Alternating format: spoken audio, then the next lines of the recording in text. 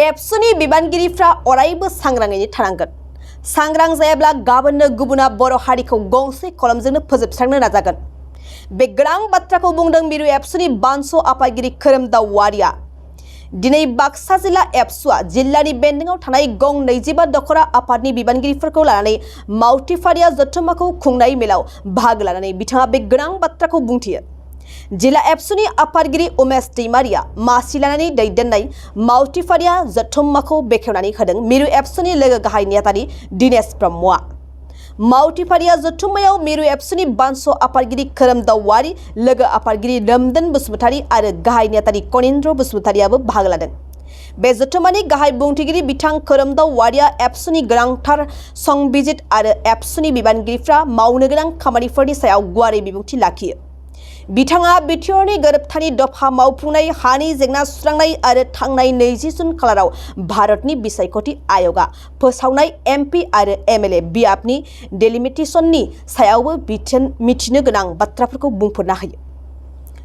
बिथाङा बिटिआर गोरोबथानि दफा मावफुंनाय, हानि जेंना सुस्रांनाय आरो थांनाय 20 जुन खालाराव भारतनि बिसायख'थि आय'गआ फोसावनाय एमपि आरो एमएलए बियाबनि डेलिमिटेशननि सायावबो मिथिनो गोनां बाथ्राफोरखौ बुंफोरना होयो।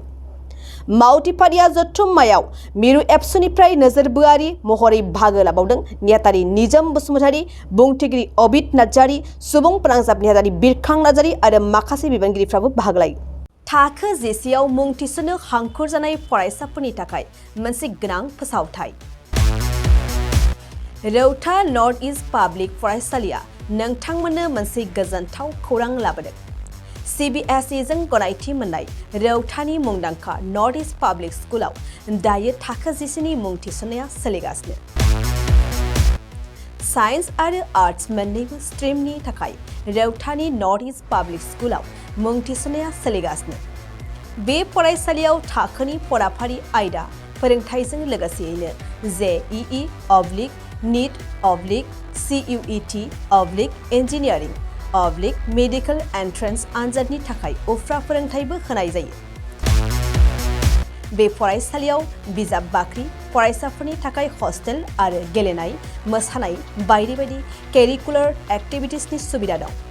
गोसो गुदुं फरायसाफोरा दिनैनो दानो नैबे मबाइल नम्बर 8638605769 नङाब्ला 9435184298 आव थोंजों सोलोंनो हागोन।